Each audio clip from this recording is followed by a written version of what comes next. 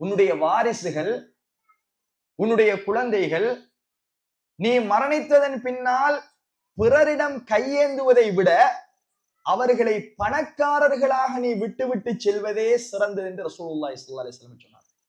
ஒரு மனிதர் என்னுடைய சொத்தை பலவந்தமாக கேட்கிறார், யார் ரசூலுல்லாஹ், எடுத்துக்கொள்வதற்கு முயற்சிக்கிறார், நான் என்ன செய்யட்டும்? உன்னுடைய சொத்தை எக்காரணத்திற்காகவும் அவருக்கு கொடுத்து விடாதே என்று ரசூலுல்லாஹ் சொன்னார். ஒருவர் அடாவடித்தனமாக வருகிறார், என்னை பயமுறுத்துகிறார், உண்ட சொத்தை நீ எனக்கு தர வேண்டும் என்று சொல்லுகிறார். அவருக்கும் எனக்கும் எந்த சம்பந்தமும் கிடையாது. அவர் என்னோடு சண்டைக்கு வந்தால் நான் என்ன செய்வது? சொத்தை கேட்டால் நான் கொடுக்கல. அவர் என்னோடு சண்டையிடுவதற்காக என்னை கொள்ளுவதற்கு முயற்சி செய்தால் நான் என்ன செய்யட்டும்? நீயும் அவனோடு சண்டைக்கு போ. சொத்துடைய விடயத்தில் இஸ்லாம் என்ன வழிகாட்டல சொல்லுது பாரு. உங்களோட சொத்து ஒருவர் அநியாயமாக பறிப்பதற்கு வந்தால் அவருக்கு உன்னுடைய சொத்தை கொடுக்காதே. அவர் உன்னோடு போராடி உனக்கு அடித்து உதைத்து உன்னை கொலை செய்து உன்னுடைய சொத்தை பறிக்க முற்பட்டால் நீயும் அவனோடு போராடி சண்டைக்கு செல் என்று ரசூலுல்லாஹி ஸல்லல்லாஹு அலைஹி வஸல்லம் சொன்னார். ஒருவர் இந்த உலகத்துல சொத்து வத்துகளோடு வாழ்ந்து மௌத்தாகிவிட்டார். அவரை நாங்கள் கொண்டு போய் அடக்கம் செய்து விட்டோம். ஆனால் அவர் சம்பாதித்த, அவர் உழைத்து ஈட்டிய அவருடைய சொத்துக்கள் இந்த உலகத்திலே இருக்கிறது. அது அசையும் சொத்தாக இருக்கலாம், அசையாத சொத்தாக இருக்கலாம், பேங்கிலே டிபாசிட் பண்ணப்பட்டிருக்கிற பணமாக இருக்கலாம், அல்லது அவருக்கு பிறர் கொடுக்க வேண்டிய கொடுமதிகளாக இருக்கலாம். எதெல்லாம் ஒருவர் மரணித்ததற்கு பின்னால் அவருக்கு சொந்தம் என்று வருமோ அத்துணையும் அவருடைய அனந்தர சொத்துக்கள். மரணித்தவருக்கு மகன் இருந்தால் மகனுக்கு எவ்வளவு போகும் அவருடைய மொத்த சொத்தில்? மரணித்தவருக்கு ஒரு பெண் குழந்தை, ஒரு பொம்பளை பிள்ளை இருந்தால் அவருக்கு எவ்வளவு போகும்? மௌத்தானவருக்கு மனைவி இருந்தால் மனைவிக்கு எவ்வளவு போகும்? மௌத்தான ஒருவருக்கு தாய் தந்தை இருந்தால் தாய் தந்தைக்கு எவ்வளவு போகும்? மரணித்த ஒருவருக்கு சகோதரன் இருந்தால் சகோதரனுக்குரிய பாக பிரிவினை என்ன? ஒவ்வொரு மதுஹபிலும் ஒவ்வொரு கருத்து சொல்லப்பட்டிருக்கிறது. இந்த மதுஹபில் எந்த கருத்து இன்னொரு மதுஹபில் அதே சட்டம் இன்னொரு சட்டமாக மாறி இருக்கிறது. ஆனால் இந்த பாக பிரிவினை சொத்து பங்கீட்டில் மாத்திரம் அறிஞர்களுக்கிடையில் ஏக மனதான ஒரே முடிவு இருப்பதை நாங்கள் பார்க்கிறோம். என்ன காரணம்?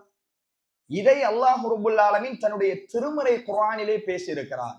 அல்லாஹ் தெளிவாக குர்ஆனில், நீங்கள் மரணித்ததன் பின்னாடி உங்களுடைய சொத்துகள் உரிய முறையில் பிரிக்கப்படாவிட்டால் யாரெல்லாம் அல்லாஹுடைய கட்டளையை மீறி நடக்கிறீர்களோ அவர்கள் நிரந்தர நரகவாதிகள் என்பதை குர்ஆனிலே பதிவு செய்கிறார். ஆனால் ரொம்ப கவலையான விடயம் என்ன தெரியுமா? எங்கள்ல யாருக்கும் அப்படி ஒரு சட்டம் இருக்கிறதும் தெரியாது, அதை அமல்படுத்துவதும் இல்லை. இது அல்லாஹுடைய வரம்பு, அல்லாஹ் உங்களுக்கு இட்டிருக்கின்ற கட்டளை.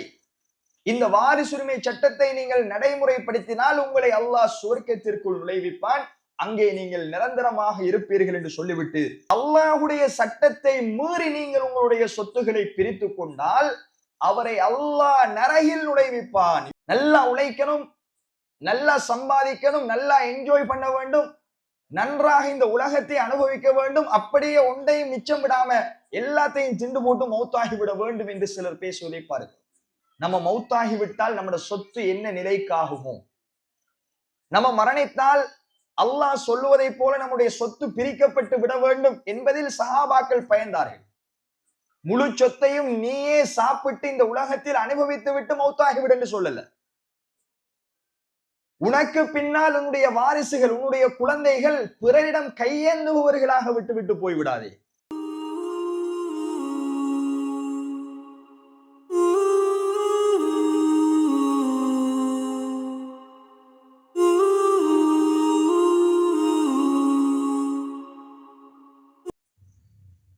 கண்ணியத்திற்கும் பெரும் மதிப்புக்கும் உரிய சகோதர சகோதரிகளே, தாய்மார்களே, அல்லாஹுடைய மார்க்கத்தை கற்று அதை தங்களுடைய வாழ்க்கையில் செயற்படுத்த வேண்டும் என்கின்ற நல்ல நோக்கத்தோடு இந்த இஜ்திமா நிகழ்வு ஏற்பாடு செய்யப்பட்டிருக்கிறது. அதனுடைய இரண்டாவது அம்சமாக உதாசீனம் செய்யப்படும் வாரிசுரிமை சட்டம் அல்லது சொத்து பங்கீடு என்கின்ற ஒரு தலைப்பு எனக்கு வழங்கப்பட்டிருக்கிறது.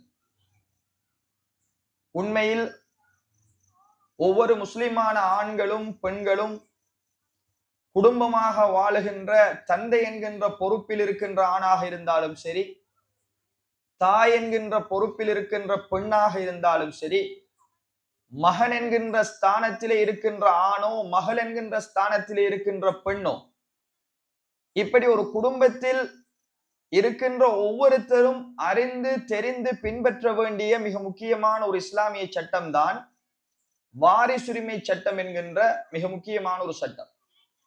அதை பல பெயர் கொண்டு அழைப்பதை நாங்கள் பார்க்கிறோம். சொத்து பங்கீடு, பாக பிரிவினை, வராசத்து சொத்து எல்லாம் தமிழில் பல சொற்பிரயோகங்களால் இந்த சட்டம் எங்களுக்கு இடையில் அறிமுகமாயிருக்கிறது. ஆனால் எங்களில் பெரும்பான்மையானவர்களுடைய நிலை எப்படி என்று கேட்டால், வாரிசுரிமை சட்டம் என்று காதளவில் கேட்டிருக்கிறோம், சொத்து பங்கீடு என்று கேள்விப்பட்டிருக்கிறோம்.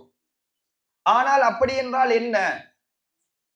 இந்த பாக பிரிவினை சொத்து பங்கீட்டுக்கு இஸ்லாம் கொடுத்திருக்கின்ற முன்னுரிமை என்ன? இந்த பாக பிரிவினை சொத்து பங்கீடு சம்பந்தமாக அல்லாஹும் அல்லாஹுடைய தூதரும் எந்த அளவுக்கு வலியுறுத்தி இருக்கிறார்கள், எந்த அளவுக்கு சில செய்திகளை எங்களுக்கு உணர்த்தி இருக்கிறார்கள் என்கின்ற அறிவு, போதுமான தெளிவு எங்களிடத்திலே இருக்கிறதா என்று கேட்டால், நிச்சயமாக பாக பிரிவினை சொத்து பங்கீடு பற்றிய அறிவு இல்லாமல் நமது சமூகம் இருந்து கொண்டிருப்பதை பார்க்கிறோம். எப்படி தொழுகை எங்களுக்கு கடமையோ, எப்படி நோன்பு எங்களுக்கு கடமையோ, எப்படி ஜகாத் எங்களுக்கு கடமையோ, அதுபோன்று அல்லாஹ் ரப்புல் ஆலமீன் திருமறை குர்ஆனிலே சொல்கிறான், ஃபரீலத்தன் மினல்லாஹ். இந்த பாக பிரிவினை சொத்து பங்கீடு என்பது அல்லாஹ்வால் உங்களுக்கு சொல்லித் தரப்பட்டிருக்கின்ற கட்டளையாகும், கடமையாகும் என்று அல்லாஹுடைய திருமறை குர்ஆன் சொல்கிறது. அதற்கு அரபியில் பேரே ஃபராயில், கடமைகள். பாக பிரிவினை இல்முல் ஃபராயில் என்ற ஒரு தனி பாடமே மதரசாக்களில் நடத்தப்படுவதை நாங்கள் பார்க்கிறோம். சொத்து பங்கீடு பாக பிரிவினை பற்றிய மிக முக்கியமான ஒரு பாடம் எல்லா அரபு மதரசாக்களிலும் இறுதி ஆண்டு மாணவர்களுக்கு படித்துக் கொடுப்பாரு. ஒரு வருட கற்கை.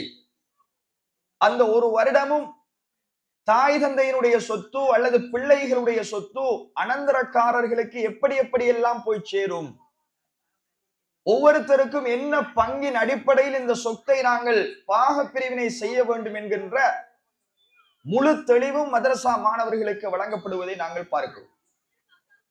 அந்த அளவுக்கு இஸ்லாத்தினுடைய மிக முக்கியமான ஆணி வேராக கருதப்படுகின்ற இந்த பாக பிரிவினை சொத்து பங்கீடு குறித்து ஒரு தெளிவான பார்வையை சுருக்கமாக இன்றைய தினம் நாங்கள் தெரிந்து கொள்ள இருக்கிறோம். கண்ணியத்துக்குரிய சகோதர சகோதரிகளே, சொத்து பங்கீடு என்றால் என்ன? பாக பிரிவினை என்றால் என்ன? வாரிசுரிமை சட்டம் என்றால் என்ன?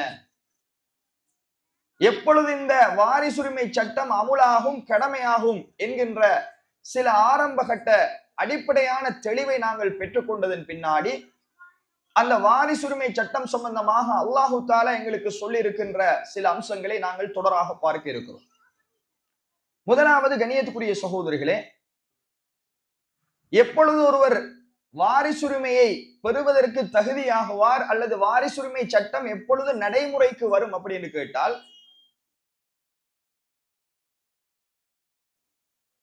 நாம் இருக்கின்ற இந்த இஸ்லாமிய மார்க்கத்தை பொறுத்தவரைக்கும் அல்லாஹுடைய உதவியால் ஒரு மனிதன் எப்படி வாழ வேண்டும் என்கின்ற முழு வழிகாட்டலையும் வழங்கிய ஒரே மார்க்கம் இஸ்லாம்.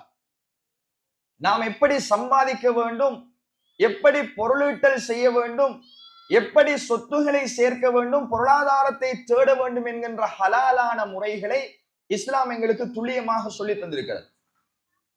ஆனால் நாம் சேர்த்த சொத்துக்கள், நாம் சம்பாதித்த பணங்கள், பொருளாதாரங்கள் எங்களுடைய மௌத்துக்கு பின்னால் எப்படி கையாளப்பட வேண்டும் என்று இஸ்லாம் கடமையாக்கிய ஒரு சட்டம் தான் இந்த இல்முல் ஃபராயில் என்கின்ற சொத்து பங்கீடு பாக பிரிவினை.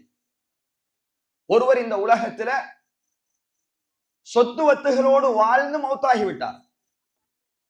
அவரை நாங்கள் கொண்டு போய் அடக்கம் செய்து விட்டோம். ஆனால் அவர் சம்பாதித்த, அவர் உழைத்து ஈட்டிய அவருடைய சொத்துக்கள் இந்த உலகத்திலே இருக்கிறது. அது அசையும் சொத்தாக இருக்கலாம், அசையாத சொத்தாக இருக்கலாம், பேங்கிலே டிபாசிட் பண்ணப்பட்டிருக்கிற பணமாக இருக்கலாம், அல்லது அவருக்கு பிறர் கொடுக்க வேண்டிய கொடுமதிகளாக இருக்கலாம். எதெல்லாம் ஒருவர் மரணித்ததற்கு பின்னால் அவருக்கு சொந்தம் என்று வருமோ அத்துணையும் அவருடைய அனந்தர சொத்துக்கள். எனவே ஒருவர் மௌத்தானதற்கு பின்னாடி, அவருடைய மரணத்திற்கு பின்னாடி அவர் விட்டு செல்கின்ற தரிக்கா என்று சொல்லுவோம். அவர் எதையெல்லாம் விட்டு செல்கின்றாரோ அத்துணையும் அவருக்கு சொந்தமான சொத்து.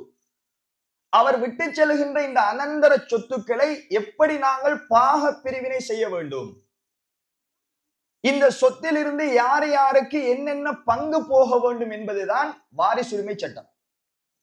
சுருக்கமாக நாங்கள் தெரிந்து கொள்ளது, ஒருவருடைய மரணத்திற்கு பின்னால் அவர் விட்டு செல்கின்ற சொத்துகளை உயிரோடு இருக்கின்ற அவருடைய வாரிசுகள் எப்படி பிரித்தெடுப்பது, சுருக்கமாக சொன்னார்.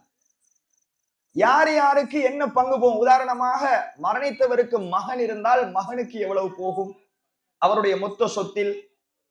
மரணித்தவருக்கு ஒரு பெண் குழந்தை, ஒரு பொம்பளை பிள்ளை இருந்தால் அவருக்கு எவ்வளவு போகும்? மௌத்தானவருக்கு மனைவி இருந்தால் மனைவிக்கு எவ்வளவு போகும்?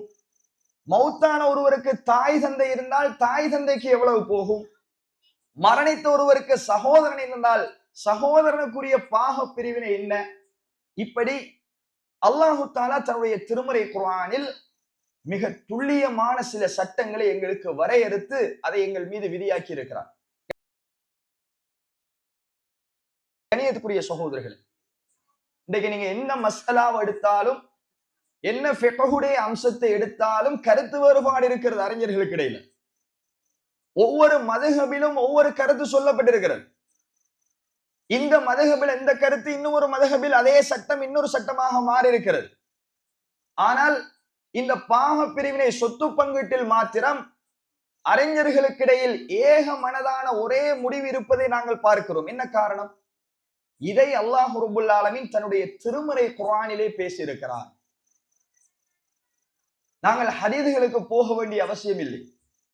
பாக பிரிவினருடைய சொத்து பங்கீட்டினுடைய கணக்கு வழக்குகள், யார் யாருக்கு என்ன முறையில் சொத்து போக வேண்டும் என்கின்ற அம்சங்கள் ஒரு குறிப்பிட்ட அளவைத்தான் நாங்க ஹதீஸ்ல பார்க்கலாம். ஆனால் முழுமையான பாக பிரிவினையை அல்லாஹ் ரப்புல் ஆலமீன் தன்னுடைய திருமறை குர்ஆனிலேயே மிக தெளிவாக சொல்லியிருப்பதை நாங்கள் பார்க்கிறோம். ஆனால் இந்த பாக பிரிவினை நமது சமுதாயத்தில் நடைமுறைப்படுத்தப்படுகிறதா என்று கேட்டால் இல்லை. ஒருவர் மௌத்தாகிவிட்டால் அல்லது அவர் மௌத்தாகுவதற்கு முன்னாடியே தன்னுடைய சொத்துக்களை பிள்ளைகளுடைய பெயரில் கொடுத்து விட்டு போவதை பார்க்கிறோம். விரும்பிய மாதிரி, ஆண் பிள்ளைக்கு இதெல்லாம் உனக்கு சொத்து, பெண் பிள்ளையாக இருந்தால் இதெல்லாம் நீ விரும்பியதை வைத்துக்கொள், அல்லது அவர் மௌத்தானதற்கு பின்னாடி என்னுடைய முழு சொத்தையும் பள்ளிவாசலுக்கு கொடுத்து விடுங்கள் என்று வசியத்தை செய்துவிட்டு மௌத்தாகி விடுகிறார். இப்படி இன்று முஸ்லிம்களுடைய சொத்துகள் அவர்கள் மரணித்ததன் பின்னாடி இஸ்லாம் சொல்லாத அமைப்புகளில் கையாடப்படுவதை நாங்கள் பார்க்கிறோம். ஆனால் அல்லாஹ் ரப்புல் ஆலமீன் சொல்கிறான், இந்த பாக பிரிவினை சொத்து பங்கீடு என்பது எங்களோட வாழ்க்கையில் இதை அமுல்படுத்தாவிட்டால் நாங்கள் பெரும் பாவிகள். அதனால்தான் இந்த தலைப்புக்கு இவ்வளவு பெரிய முக்கியத்துவம் கொடுக்கப்படுகிறது. காரணம், நிரந்தரமான நரகம்.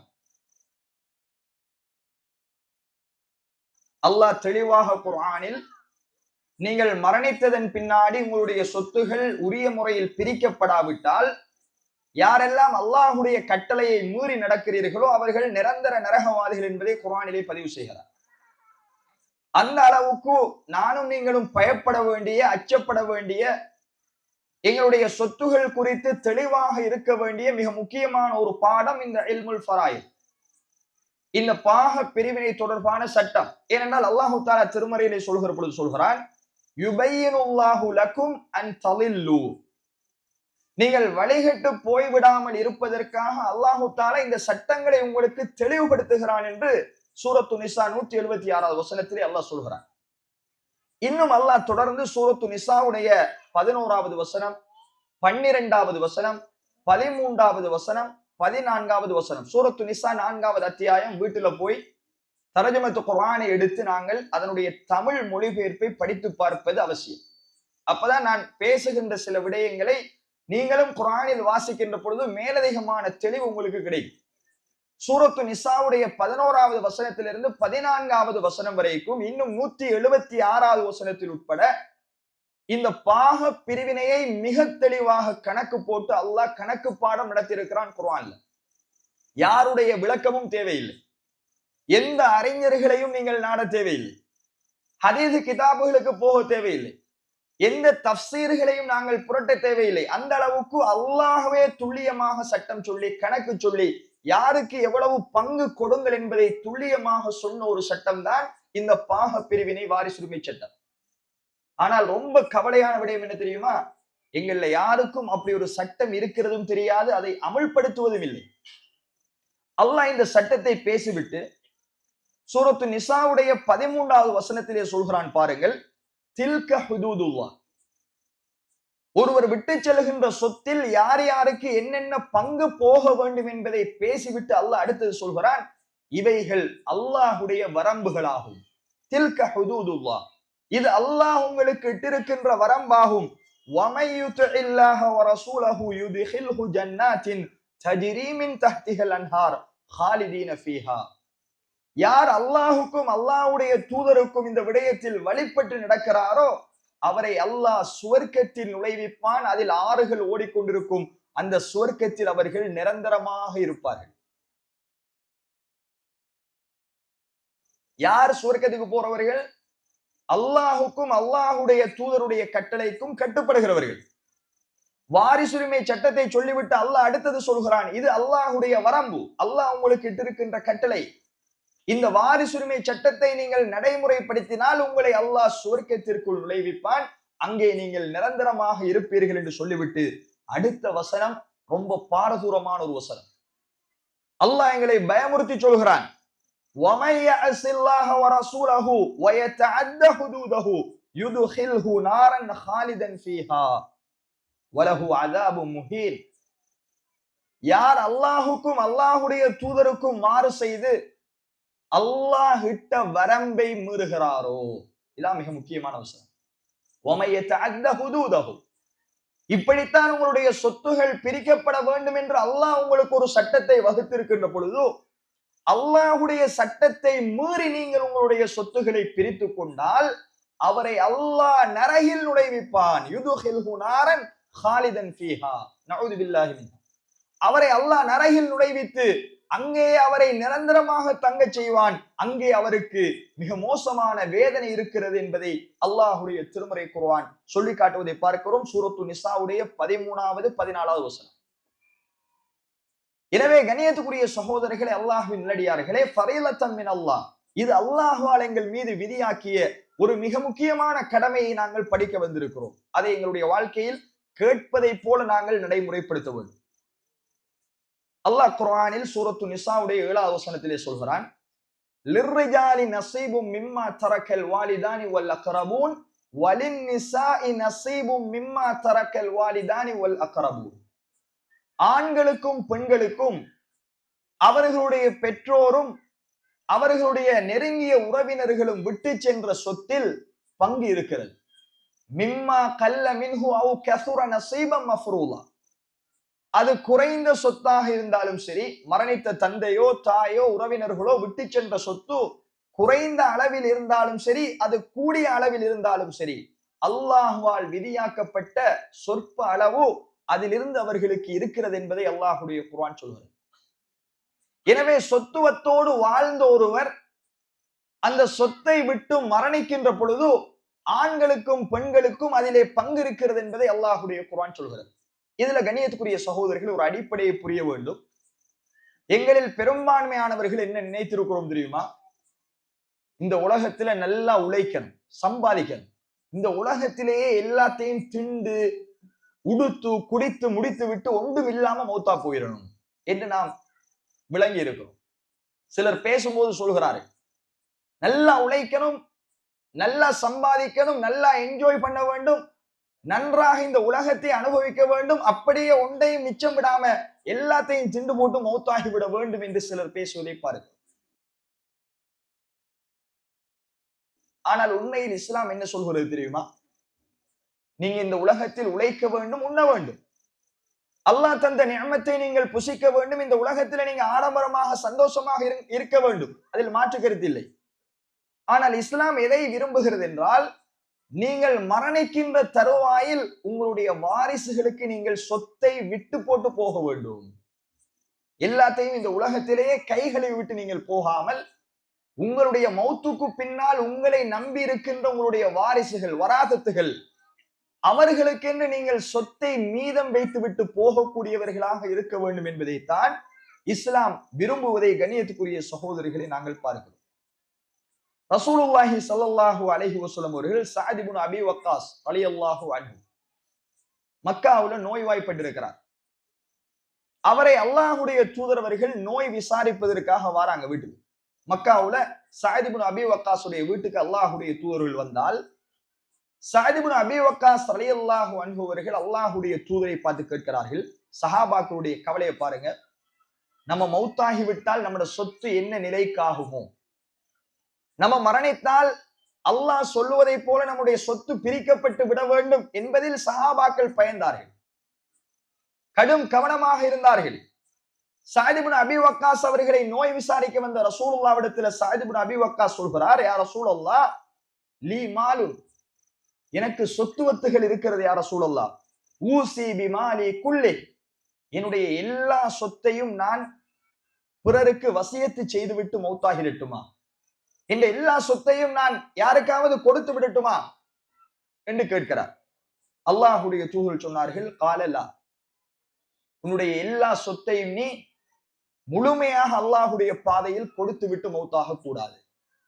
உடனே அவர் கேட்டார், அல்லாஹ்வுடைய தூதரே ஃபஷத்ர், என்னுடைய சொத்தில் அரைவாசியை கொடுக்கட்டுமா, முழு சொத்தையும் கொடுக்க வேண்டாம் என்று விட்டீர்கள், என்னுடைய சொத்தை முழுவதுமாக சேர்த்து அதை அரைவாசியாக பிரித்து அரைவாசி சொத்தை நான் வச்சுக்கிறேன், மௌத்தானதுக்கு பிறகு வாரிசுகள் எடுத்துக்கொள்ளட்டும், அரைவாசி சொத்தை நான் அல்லாஹ்வுடைய பாதையில தர்மம் செய்து விட்டு மௌத்தாகட்டுமா? ரசூலுல்லாஹ் சொன்னார்கள், இல்லை.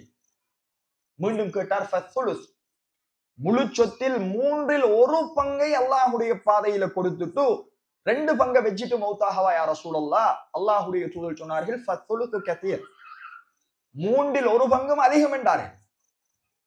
சொல்லிவிட்டு அல்லாஹ்வுடைய தூதர் ஸல்லல்லாஹு அலைஹி வஸல்லம் சொன்ன ஒரு வார்த்தை தான் எங்களுக்கு மிக முக்கியமான ஒரு வார்த்தை. என்ன சொன்னார்கள்? அன் ததஅ வரஸதக அக்னியா கைரும் மின் அன் ததஅஹும் ஆலதன் யதகஃபஃபூன الناس ஃபீ ஐதீஹிம். உன்னுடைய வாரிசுகள், உன்னுடைய குழந்தைகள் நீ மரணித்ததன் பின்னால் பிறரிடம் கையேந்துவதை விட அவர்களை பணக்காரர்களாக நீ விட்டு செல்வதே சிறந்தது என்று ரசூலுல்லாஹி ஸல்லல்லாஹு அலைஹி வஸல்லம் சொன்னார். இந்த ஹதீஸ் சஹீஹுல் புகாரியில 5354வது இலக்கத்துல பதிவு செய்யப்பட்டிருப்பதை பார்க்கிறோம். என்ன சொன்னார்கள் ரசூலுல்லாஹ்? முழு சொத்தையும் நீயே சாப்பிட்டு இந்த உலகத்தில் அனுபவித்து விட்டு மௌத்தாகிவிடு என்று சொல்லல. உனக்கு பின்னால் உன்னுடைய வாரிசுகள், உன்னுடைய குழந்தைகள் பிறரிடம் கையேந்துபவர்களாக விட்டு போய்விடாதே. நீ அவர்களுக்காக உன்னுடைய சொத்தை விட்டு செல், அவர்கள் அதை கொண்டு இந்த சமுதாயத்தில் தன்னிறை உள்ளவர்களாக வாழட்டும். பிறரிடம் கையேந்துகிற நிலை உன்னுடைய குழந்தைகளுக்கு ஏற்பட்டு விடக் கூடாது என்ற ரசூலுல்லாஹி ஸல்லல்லாஹு அலைஹி வஸல்லம் அவர்கள் சொன்ன செய்தியை கண்ணியத்துக்குரிய சகோதரர்களை நாங்கள் பார்க்கிறோம். எனவே நாங்க மௌத்தாகும் போதும் எங்கட வாரிசுகளுக்கென்று சில சொத்தை நாங்கள் விட்டு வைத்து செல்வதும் மார்க்கம். முழுவதுமாக நாங்கள் அனுபவித்து விட்டு சென்றால் அவர்கள் நாளை பிச்சை எடுக்கிற நிலைக்கு போய்விடுவார். அதனால இஸ்லாம் நாங்கள் சம்பாதிப்பதோடு அனுபவிப்பதோடு எங்களுடைய வாரிசுகளுக்கும் சொத்துக்களை விட்டு வைக்குமாறு கட்டளையிடுவதை நாங்கள் பார்க்கிறோம். ரசூலுல்லாஹ்வுடைய காலத்தில் ஒரு வளமை என்ன அப்படின்னு கேட்டால், அவங்ககிட்ட இருந்த பெரிய சொத்து அடிமைகள். அடிமைகளை சந்தையில் விற்பனை செய்வார்கள். ஒருவருக்கு ஒரு அடிமை இருக்கிறது என்றால் அதுதான் ஆகப்பெரிய சொத்து. அவர் மௌத்தானதன் பின்னாடி அந்த அடிமை விற்பனை செய்யப்பட்டு அதிலிருந்து வார காசு எடுத்துத்தான் அவர்கள் தங்களுடைய அந்த சொத்துரிமையை பிரித்துக் கொள்வார். ஒரு நாள் ஒரு சஹாபி என்ன செய்து விட்டார்? ஒரு வசியத்து செய்து விட்டார், நான் மௌத்தானதன் பின்னாடி என்னுடைய அடிமை உரிமை இடப்பட்டு விடுவான், அவனை விற்க தேவையில்லை, அந்த அடிமையை வித்து பணம் எடுக்க தேவையில்லை, நான் மௌத்தானாலே அவர் உரிமை இடப்பட்டு விட்டார் என்று ஒரு வசியத்து செய்து விட்டார். இது ரசூலுல்லாஹி ஸல்லல்லாஹு அலைஹி வஸல்லம் அவருடைய காது கேட்டுகிறது. அல்லாஹ்வுடைய தூதர் ஸல்லல்லாஹு அலைஹி வஸல்லம் அவர்கள் உடனே வந்தார்கள். உங்களோட அடிமையை விற்பதாக நான் கேள்விப்பட்டேன், உங்களோட அடிமையை நீங்க மௌத்தானதுக்கு பின்னாடி உரிமையிட்டு விடுவதாக நான் கேள்விப்பட்டேன், நீங்கள் அப்படி செய்யக்கூடாது. இந்த அடிமையை விலைக்கு வாங்குபவர்கள் யார் என்று அல்லாஹ்வுடைய தூதர்கள் சஹாபாக்களிடத்துல கேட்டு அந்த அடிமையை விலைக்கு அல்லாஹ்வுடைய தூதர்கள் விற்றுவிட்டு அதனுடைய பணத்தை எடுத்து அந்த எஜமானுடைய கையிலே கொடுக்கிறார்கள். இதுதான் உங்களுடைய சொத்து, கையில வச்சு கொள்ளுங்க. அவ கண்ணியத்துக்குரிய சகோதரிகளே, இஸ்லாம் என்ன சொல்லுகிறது என்றால், நாங்கள் மௌத்தாகின்ற பொழுது முழு சொத்தையும் இழந்த நிலையில் மௌத்தாகிவிடக் கூடாது. எங்களுடைய பிள்ளைகள், எங்களுடைய குடும்பத்தார், எங்களுடைய வாரிசுகளுக்கு சொத்தை விட்டு விட்டு செல்ல வேண்டும் என்பதை இந்த 2 ஹதீதுகளும் நமக்கு சொல்லித் தருவதை பார்க்கிறோம். இன்னும் எந்த அளவுக்கு இஸ்லாம் வலியுறுத்துவது தெரியுமா? உங்களுக்கு சேர வேண்டிய சொத்திற்காக நீங்கள் போராட வேண்டும். உங்களுடைய சொத்துக்காக நீங்கள் போராடுவது கூட இஸ்லாம். என்ற வாப்பாட்டிலிருந்து எனக்கு சொத்து வர வேண்டும் என்றால் நான் போராடியாவது அந்த சொத்தை பெற்றுக் கொள்ள வேண்டும் என்று இஸ்லாம் சொல்கிறேன் என்றால் அது அல்லாஹ் எனக்கு தந்த கடமை, அல்லாஹ் எனக்கு தந்த உரிமை. ஒரு சஹாபி அல்லாஹ்வுடைய தூதரிடத்துல வருகிறார். சஹீஹ் முஸ்லிம்ல பதிவு செய்யப்பட்ட செய்தி. வந்து சொல்கிறார், யா ரசூலல்லாஹ், அரஐத இன் ஜாஅ ரஜுலுன் யுரீது அக்த மாலி. ஒரு மனிதர் வந்து என்னுடைய சொத்தை பலவந்தமாக கேட்கிறார் யா ரசூலல்லாஹ், எடுத்துக்கொள்வதற்கு முயற்சிக்கிறார், நான் என்ன செய்யட்டும்? அல்லாஹ்வுடைய தூதர் சொன்னார்கள், ஃபலா துஅதிஹி மாலக். உன்னுடைய சொத்தை எக்காரணத்திற்காகவும் அவருக்கு கொடுத்து விடாதே என்று ரசூலுல்லாஹ் சொன்னார். ஒருவர் அடாவடித்தனமாக வருகிறார், என்னை பயமுறுத்துகிறார், உண்ட சொத்தை நீ எனக்கு தர வேண்டும் என்று சொல்கிறார். அவருக்கும் எனக்கும் எந்த சம்பந்தமும் கிடையாது. என்னுடைய சொத்தை ஒருவர் கேட்கிறார், நான் என்ன செய்யட்டும் என்று கேட்ட பொழுது ரசூலுல்லாஹி ஸல்லல்லாஹு அலைஹி வஸல்லம் என்ன சொன்னார்கள்? உன்னுடைய சொத்தை அவருக்கு நீ கொடுத்து விடாதே என்று சொன்னார். உடனே அவர் கேட்கிறார், அரஐத இன் காத்தலனி. அல்லாஹ்வுடைய தூதரே, அவர் என்னோடு சண்டைக்கு வந்தால் நான் என்ன செய்வது? சொத்தை கேட்டால் நான் கொடுக்கல, அவர் என்னோடு சண்டையிடுவதற்காக என்னை கொல்லுவதற்கு முயற்சி செய்தால் நான் என்ன செய்யட்டும்? அல்லாஹ்வுடைய தூதர் சொன்னார்கள், காத்தில்ஹு, நீயும் அவனோடு சண்டைக்கு போ. சொத்துடைய விடயத்தில் இஸ்லாம் என்ன வழிகாட்டல சொல்லுது என்று பாருங்க. உங்களோட சொத்து ஒருவர் அநியாயமாக பறிப்பதற்கு வந்தால் அவருக்கு உன்னுடைய சொத்தை கொடுக்காதே. அவர் உன்னோடு போராடி உனக்கு அடித்து உதைத்து உன்னை கொலை செய்து உன்னுடைய சொத்தை பறிக்க முற்பட்டால் நீயும் அவனோடு போராடி சண்டைக்கு செல் என்று ரசூலுல்லாஹி ஸல்லல்லாஹு அலைஹி வஸல்லம் சொன்னார். அவர் விடல்ல, தொடர்ந்து கேட்டார், அரஐத இன் கதலனி. யா ரசூலல்லாஹ், நான் சண்டைக்கு போய் என்னை அவன் கொண்டு விட்டால்? சொத்துக்காக, சொத்து முக்கியமா உயிர் முக்கியமா? இதை பார்க்க கூடாது. சொத்து என்று ஒருவன் உன்னை அபகரித்து அநியாயமாக பிடுங்க வந்தால் நீயும் அவனோடு சண்டைக்கு போ என்று அல்லாஹ்வுடைய தூதர் சொன்னார். சொல்லிவிட்டு சொன்னார்கள், ஃபஅன்த ஷஹீத். உன்னுடைய சொத்துக்காக நீ போராடி அவன் உன்னை கொன்று விட்டால் நீ ஷஹீது, அல்லாஹ்வுடைய பாதையில் உயிர் தியாகம் செய்தவனுடைய அந்தஸ்தை பெற்றுக் கொள்வாய் என்று சொன்னாங்க அல்லாஹ்வுடைய. அவர் மீண்டும் கேட்கிறார், அல்லாஹ்வுடைய தூதரே, அரஐத இன் கதல்துஹு. அந்த யுத்தத்தில் நான் அவனை கொண்டு விட்டால், என்னுடைய சொத்தை அபகரிக்க வந்தான், என்னை அடிக்க வந்தான், கொல்ல வந்தான், நானும் சண்டையிட்டேன், அவன் செத்து போய்விட்டால், அவனை நான் கொண்டு விட்டால் என்ன நிலை? அல்லாஹ்வுடைய தூதர் சொன்னார்கள், ஹுவ ஃபின்னார். எவனை நீ கொண்டாயோ உன்னுடைய சொத்துக்காக அவன் நரகத்தில், உனக்கு எந்த குற்றமும் இல்லை என்று அல்லாஹ்வுடைய தூதர் சொன்னார். முஸ்லிம் கிரந்தத்தில் 140வது இலக்கத்தில் பதிவு செய்யப்பட்ட ஹதீஸ். எனவே இஸ்லாம் மிக தெளிவாக சொல்கிறது, எங்களுடைய சொத்துக்காக ஒருவர் அதை அபகரிக்க முற்பட்டால் போராடியாவது அந்த சொத்தை பாதுகாக்க வேண்டும். இன்னும் ஒரு செய்தியில் ரசூலுல்லாஹ் சொல்கிறார்கள், மன் குத்தில தூன மாலிஹி ஃபஹுவ ஷஹீத். யார் தன்னுடைய சொத்துக்காக கொலை செய்யப்படுகிறாரோ அவரும் ஷஹீத் என்று சொன்னார். அவர் அல்லாஹ்வுடைய பாதையில் உயிர் தியாகம் செய்தவருக்கு சமன் என்பதை இஸ்லாம் வலியுறுத்துவதை கண்ணியத்துக்குரிய சகோதரர்களே, அல்லாஹ்வின் நல்லடியார்களே நாங்கள் பார்க்கிறோம். எனவே நாங்க இப்ப ஆரம்பமாக ஒரு தெளிவை பெற்றிருக்கிறோம். என்ன தெளிவு? வாரிசுரிமை என்பது அல்லாஹ்வால் விதியாக்கப்பட்ட கட்டாயமான கடமை. அதே நேரம் இந்த வாரிசுரிமை சட்டம் குறித்து இஸ்லாம் மிக தெளிவாக எங்களுடைய சொத்துகளுடைய விடயத்தில் நாங்கள் கவனமாக இருக்க வேண்டும், அதை பாதுகாக்க வேண்டும். எங்கட வாரிசுகளுக்காக சில சொத்தை நாங்கள் விட்ட நிலையில் மௌத்தாக வேண்டும், உலகத்தில் அழித்துவிட்டு மௌத்தாகிவிடக் கூடாது என்கின்ற சட்டத்தை சொல்கிறது.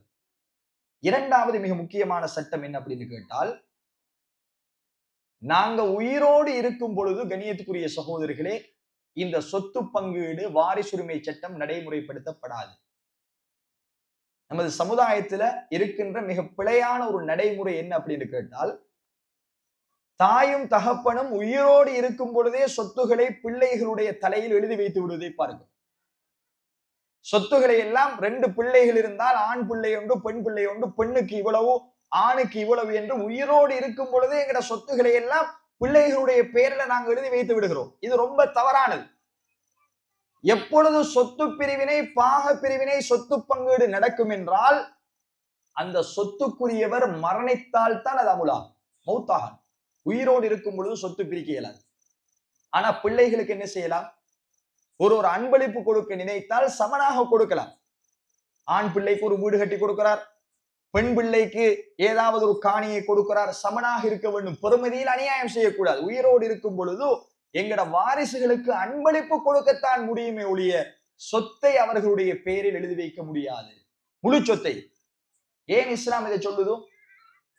நீங்க உங்களுடைய முழு சொத்தையும் உங்களுடைய வாரிசுகளுக்கு எழுதி வைத்து விட்டால் நீங்க நடுரோட்ல ஏதாவது ஒரு பிரச்சனை வரும் பொழுது எத்தனையோ குடும்பங்களை பார்க்கிறோம். வாப்பா அம்மாவோட சொத்துக்களை எல்லாம் எழுதி வாங்கிவிட்டு வீட்டை விட்டும் துரத்தி விட்ட காட்சிகளை பார்க்கிறோம்.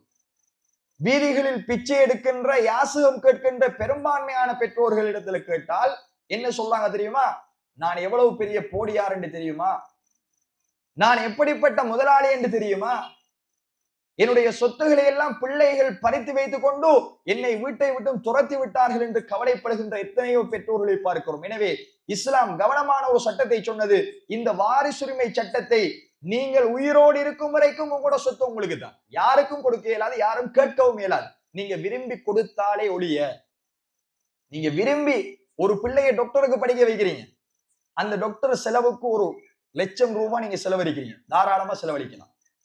இன்னொரு பிள்ளையை என்ஜினியருக்கு படிக்க வைக்கிறீங்க, அந்த என்ஜினியர் பிள்ளைக்கு அதை விட குறைவான 50,000 செலவழிக்கிறீங்க, அதை விட குறைவுதான், அவனோட படிப்புக்கு ஏத்த மாதிரி செலவழிக்கிறீங்க, அது பிரச்சனை இல்லை. ஒரு பொம்பளை பிள்ளைக்கு ஒரு போன் வாங்கி கொடுக்குறீங்க, ஆம்பளை பிள்ளைக்கும் போன் வாங்கி கொடுக்குறீங்க, பிரச்சனை இல்லை. உங்களோட சொத்துல இருந்து தாராளமா உங்களுடைய வாரிசுகளுக்கு நீங்க அன்பளிப்பா கொடுக்கலாம். அதுலயும் நீங்க நீதமாக நடந்து கொள்ள வேண்டும். யாருக்கும் அநியாயம் செய்யக்கூடாது. ஒரு ஆளுக்கு கொடுத்து விட்டு ஒரு ஆளுக்கு கொடுக்காம விடக்கூடாது. அது பின்னாடி நாங்க அதை பார்க்க இருக்கிறோம். எனவே கண்ணியத்துக்குரிய சகோதரிகளை, நீங்கள் உயிரோடு இருக்கும் பொழுது விரும்பி அன்பளிப்பு செய்யலாமே ஒழிய முழு சொத்தையும் அன்பளிப்பு செய்யலாம். இப்ப உங்களோட 1 கோடி ரூபாய் தான் காசிரி, உங்களோட சொத்தே 1 கோடி ரூபாய். சும்மா உதாரணத்துக்கு சொல்றேன், ஒரு ரொக்கமாக எங்களுக்கு தெரிந்த ஒரு கணக்கு இலகுவா விளங்கு. உங்களோட முழு சொத்தும் நீங்கள் உயிரோடு இருக்கும் பொழுது 1 கோடி. உடனே நீங்க ஆம்பளை புள்ளொன்றிக்கு பொம்பளை புள்ளொன்றிக்கு ரெண்டும் தான் எங்கட வாரிசு. 50 லட்சம் ரூபாய ஆம்பளை புள்ளோட பேர்லையும் மீதமுள்ள 50 லட்சம் ரூபாயை பொம்பளை புள்ளோட பேர்லையும் எழுதி வைக்கிறீங்க. இந்த சொத்தை நான் 2ஆ பிரிச்சு சமனா நீதமா இந்த 2 பிள்ளைகளையும் கொடுக்கிறேன். கொடுக்கலாமா? கொடுக்க இயலாது. இஸ்லாம் சொல்லுகிறது, நீங்க உயிரோடு இருக்கும் பொழுது உங்களுடைய சொத்துக்களை யாருக்கும் பிரிக்க இயலாது. ஆனால் இந்த சட்டத்தை நீங்கள் படித்ததன் பின்னாடி தெளிவாக எழுதி வைத்து விட்டு மௌத்தாக வேண்டும். நான் மௌத்தானால், நான் உயிரோடு இருக்கும் பொழுது என்னுடைய சொத்தினுடைய பெறுமதி இவ்வளவு, வார கணக்கு பேங்கில் இருக்கிறது. சொத்து என்றால் நாங்க நினைத்து விடக்கூடாது, வளவு மட்டும்தான் சொத்து. கண்ணியத்துக்குரிய சகோதரர்களே, ஒருவருடைய குடியிருக்கின்ற வீடு அவருடைய சொத்து, அவர் வாங்கி போட்ட வளவு அவருடைய சொத்து, அவர் ஓடுகின்ற வாகனம் அவருடைய சொத்து, அவருடைய பேங்கில் டிபாசிட் பண்ணப்பட்டிருக்கின்ற பணம் அவருடைய சொத்து. இது மாதிரி அவருடைய பேரில் என்னென்ன சொத்துகள் இருக்கிறதோ அத்துணையையும் சேர்த்துத்தான் வாரிசுரிமை சட்டம். யாராவது கடனாளிகள் அவருக்கு திருப்பி கொடுக்க இருந்தால், 1 கோடி ரூபாய் ஒரு 10 பேர் கொடுக்க வேண்டியிருக்கின்றால் அதையும் சேர்த்துத்தான் சொத்து பங்கீடு. எனவே 1 கோடி ரூபாயை 2 பிள்ளைகளுக்கும் 50 லட்சம் 50 லட்சமாக பிரித்து கொடுக்க இயலாது. எப்ப உங்களுடைய சொத்து பிரிவினை கடமை என்றால் நீங்கள் மரணித்ததற்கு பின்னாடி. ஆனா நீங்க எழுதி வைக்கலாம், என்ற இவ்வளவு கோடி ரூபாய் சொத்துல என் ஆம்பளை பிள்ளைக்கு இவ்வளவு போக வேண்டும், நான் மௌத்தானதின் பின்னாடி என்னுடைய பொம்பளை பிள்ளை இவ்வளவு விடுங்க, இதான் இஸ்லாமிய சட்டம். இதைத்தான் இஸ்லாம் சொல்கிறது. நீங்க வசியத்து செய்யுங்க, உங்களோட பிள்ளைகளுக்கு நீங்கள் தெளிவூட்டுங்கள். நான் மௌத்தானதின் பின்னாடி நீங்கள் அடிபிடிப்பட்டு சாக வேண்டாம். சொத்துக்காக கொலை நடப்பதை பார்க்கிறோம். பாப்பா மௌத்தாகிய மறுகணம் கோர்ட்ல கேஸ் போகுது. அண்ணன் தன்னுடைய சொத்தை அபகரித்து விட்டார், தங்கைக்கு கொடுக்கவில்லை, அல்லது அண்ணன் தம்பிக்குள் அடிபிடி நடப்பதை பார்க்கிறோம். சொத்துக்காக உயிர்கள் போயிருப்பதை கூட பார்க்கிறோம். எனவே இதை எதற்கும் நீங்கள் வழிவகுக்காமல் இஸ்லாம் சொல்லுகின்ற பாக பிரிவினையை கையாண்டால், கண்ணியத்துக்குரிய சகோதரர்களே, சுபஹானல்லாஹ், அல்லாஹ் போட்ட கணக்கு தப்பாது. அல்லாஹ் ரொம்ப ஹிக்மத்தானவர். யாருக்கும் அல்லாஹ் அநீதம் இழைக்காமல் நான் சொல்லுகின்ற கணக்கை நீங்கள் பார்த்தால் நாங்கள் வியந்து போகின்ற அளவுக்கு அல்லாஹ் எங்களுக்கு அநீதம் இழைக்காமல் சொத்து பங்கீட்டில் உரிமை தந்திருக்கிறான். ஆணுக்கும் பெண்ணுக்கும் சமமான உரிமை வழங்கப்பட்டிருக்கிறது சொத்து பங்கீடு. பெண்களுக்கும் சொத்து பங்கீடு இருக்கிறது என்று சொன்ன ஒரே மார்க்கம் இஸ்லாம் தான். வேறு எந்த மார்க்க மதத்திலும் பெண்களுக்கு சொத்து என்கின்ற லெவலை நீங்கள் காண முடியாது. வேறு மதங்களில் ஒரு ஆம்பளை ஒரு பெண்ணை திருமணம் முடித்து அவனுடைய வீட்டுக்கு கொண்டு போய்விட்டால் தாய் வீட்டுக்கும் அவளுக்கும் எந்த சம்பந்தமும் இல்லை, எந்த சொத்தும் அவளுக்கு இல்லை. இதான் புறமத கலாச்சாரம். ஆனால் இஸ்லாமிய மார்க்கம் மட்டும் தான் சொல்லுகிறது, லிர்ரிஜாலி நஸீபும் மிம்மா தரக்கல் வாலிதான் வல்லக்ரபூன் வலின்னிஸாஇ நஸீபும் மிம்மா தரக்கல் வாலிதானி வல்லக்ரபூன். தாய் தந்தை விட்டு செல்கின்ற சொத்தில், உறவினர்கள் விட்டு செல்கின்ற சொத்தில் எப்படி ஆண்களுக்கு பங்கு இருக்கிறதோ அப்படி பெண்களுக்கும் பங்கு இருக்கிறது என்று சொன்ன ஒரே மார்க்கம் இஸ்லாம்.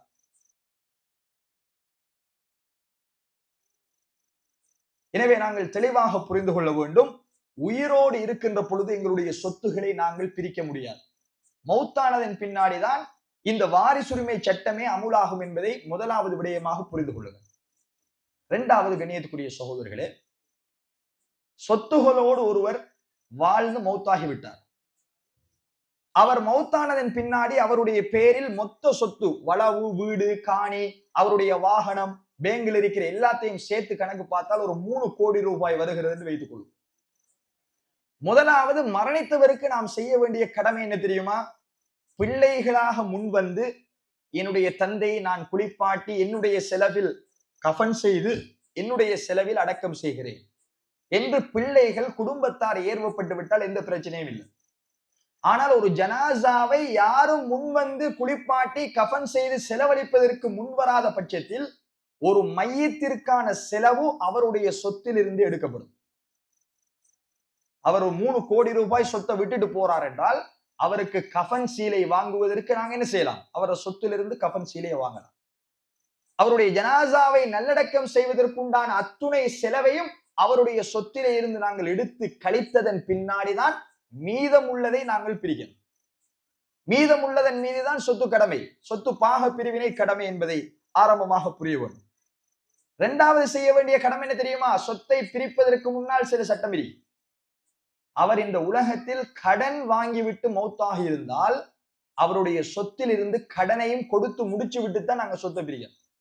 3 கோடி ரூபாயை ஒருவர் வச்சு விட்டு மௌத்தாயிட்டார். மௌத்தானதின் பின்னாடி அவர் எழுதி வைத்திருக்கிறார். இதனால் தான் இஸ்லாம் சொல்லுகிறது, கடனை எழுதி வையுங்கள். எங்களுடைய எழுதி வைத்து நாங்களே யாருக்கும் தெரியாம மௌத்தாகிவிட்டால் நாங்க சுவர்க்கம் போக இயலாது. நீங்கள் சுவர்க்கம் போவதற்கு தடையாக இருக்கும் கடன் என்றாங்க ரசூலுல்லாஹ். அது 10 ரூபாயாக இருந்தாலும் கடன் தான். கடன்காரனுக்கு நீங்கள் அதை திருப்பி கொடுக்காத பட்சத்தில் நீங்கள் போகின்ற இடம் நரகம், சுவர்க்கம் போக இயலாது. எனவே நாங்கள் கடன் பட்டிருந்தால் எங்களோடு அதை மறைத்து வைத்துக் கொள்ளாமல் ஆக குறைந்தது எங்கட மனைவிக்கு தெரிய வேண்டும். என்னுடைய வாழ்க்கையில் தொழில் செய்கிறேன், இவ்வளவு கடன் பட்டிருக்கிறேன், இன்னாருக்கு இவ்வளவு கொடுக்க வேண்டும்.